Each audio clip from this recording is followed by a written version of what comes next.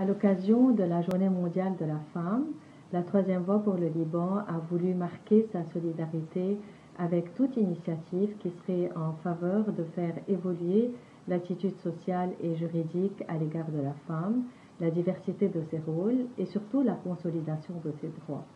Nous avons entrepris de courtes entrevues avec différentes personnes que vous allez voir et le but est surtout de sensibiliser l'opinion publique à cette question, de faire évoluer le rôle de la femme dans la société et surtout de changer les mentalités par rapport à cette question. D'ailleurs, parce qu'il s'agit d'un sujet qui est très important pour nous, nous avons mis depuis 2011 en ligne une pétition pour les droits de la femme que d'ailleurs nous allons rediffuser incessamment. زياد بارود، شكرا لاستقبالك لنا. فينا نعتبرك مناصر المرأة بقضاياها وحليفها، ومن هالمنطلق شو المعنى اللي بيكتسبه اليوم العالمي للمرأة بهالأيام اللي وصلنا لها؟ معنى نضالي، لأنه الطموح هو إنه نلغي هذا النهار ويصير 365 يوم هن للمرأة وللإنسان بشكل عام. نحن ما عم نحكي عن المرأة كأنه هي جاية من الفضاء الخارجي، عم نحكي عن المرأة الإنسان.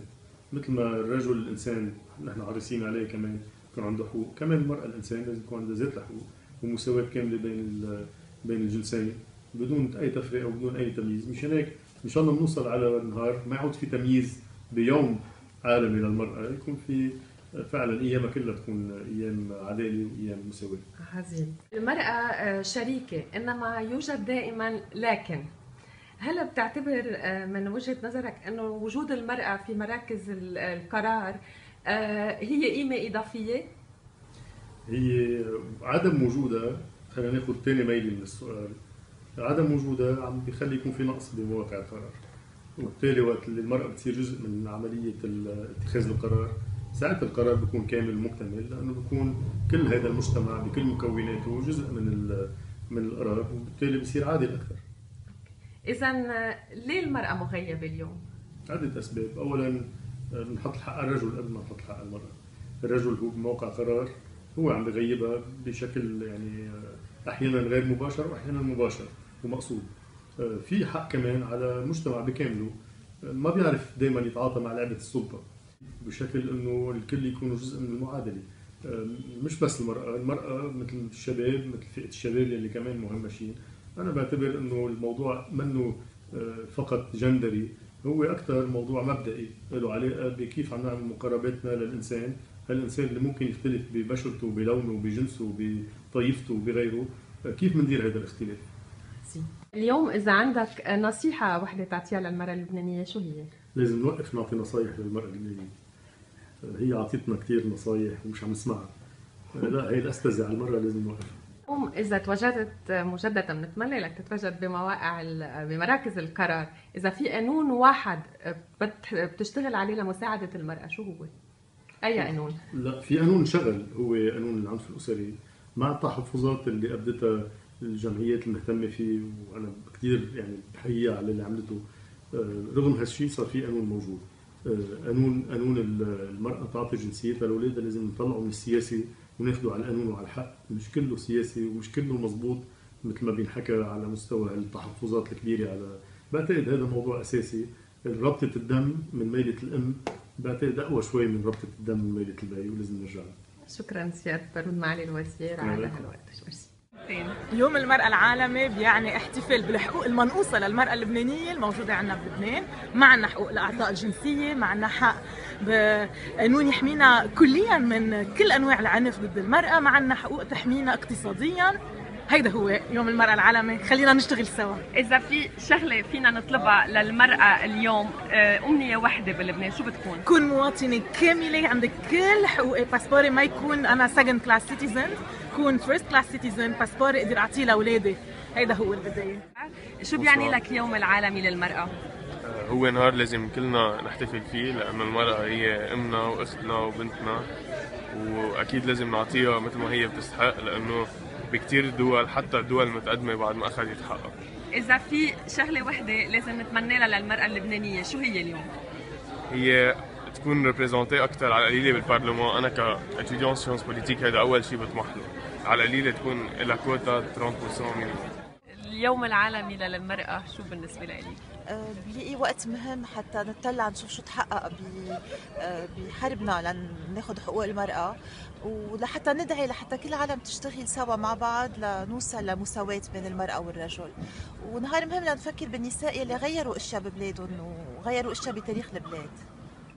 وضع المرأة بلبنان نعم أنا لإلي بعده كتير مؤسف، مش لإلي بس، يعني الواقع على الأرض بعده مؤسف، لأنه بقوانيننا اللبنانية بعد في تمييز كتير ضد المرأة. يعني بلادنا والمسؤولين عنا بالبلد ما بيعتبروا المرأة بعد مواطنة كاملة، وهيدا الشغله كتير مؤسف. عم نحكي 20 سنة من بعد معاهدة بيجينغ يلي لبنان ماضي عليها بكان. دونك في كتير شغل، بس بنفس الوقت بدنا نعرف انه نعمل اشياء كمان، وفي امور كتير حققتها المراه وحققتها الرجل، يلي اذا بعد في بعض الرجال ساعدوا معنا، بس بعدنا بعد في كتير اشياء لازم تتغير. رولا، اذا في شيء فينا نغيره اليوم لتحسين حياه المراه بلبنان شو بيكون؟ يمكن تتعامل كمواطنة كاملة، كشريكة حقيقية بصنع القرار، ببيتها، بمحل ما بتشتغل، بالبلد كله، توصل على أماكن القرار. يوم المرأة العالمي هو لازم يكون تجسيد لدور المرأة بالمجتمع، لازم تنفتح أكثر المرأة ولازم يعطوها دور أكبر، ولازم نعرف فكرة إنه في معادلات ومساواة، في معادلة ومساواة بين المرأة وبين الرجل. لازم خلص بقى نعطي المرأة كل حقوقها، وإذا أنا رجال وعن جد رجال لازم أعامل المرأة باحترام وبقدر، بالاحترام كأنه عم بعامل أهلي. إذا في شيء بدنا نغيره لنساعد المرأة بلبنان شو بيكون؟ نفعل دورها بالمجتمع أكثر، ننشر حملات التوعية، نوعي الناس على معاملة أزواجهم بطريقة أحسن، بمهنية أكثر بالشغل بهيدا، مش إنه يستخف إذا مرأة أو لا، لازم دايما وعادة إذا كانت المرأة بوس ما فيها شيء.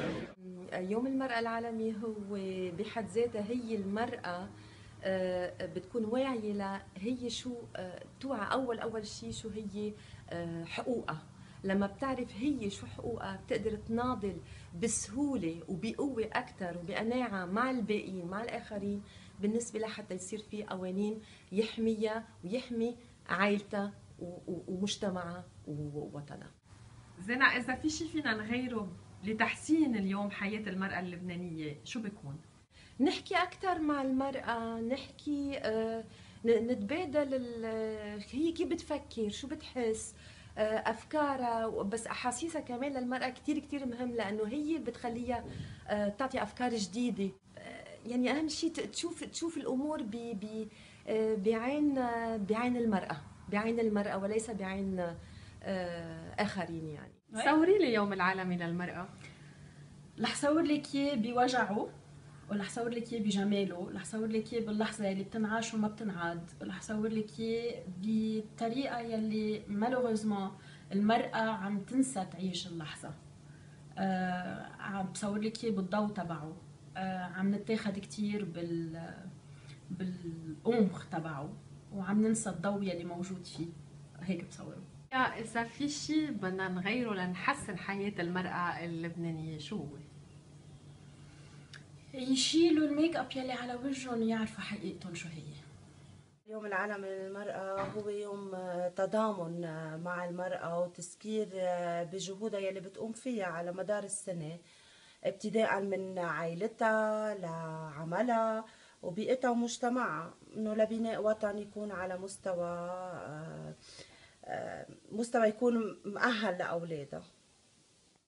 وجهة نظري لازم نؤمن بالمرأة مثل ما ربنا آمن فيها واعطاها موهبة نعمة اعطاء الحياة للاطفال، كمان اكيد فينا نأمنها على مجتمعنا ومستقبل اولادنا.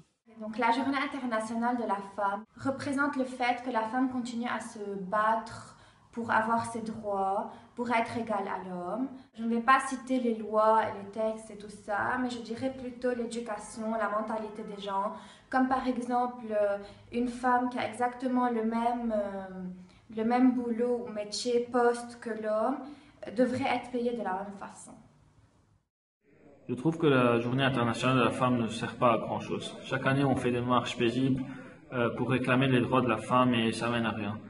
Pour changer ces inégalités, on doit s'engager au quotidien, hommes et femmes, pour séparer les droits de la femme de la religion, du sexe et de l'âge.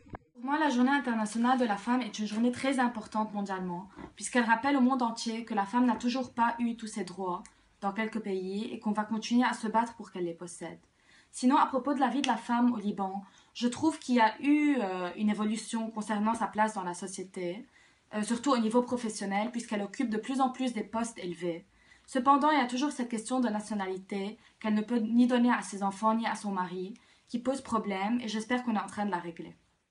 Okay. J'aimerais vous raconter une histoire. Je marchais dans la rue et un bus avec des enfants de la maternelle est passé devant moi.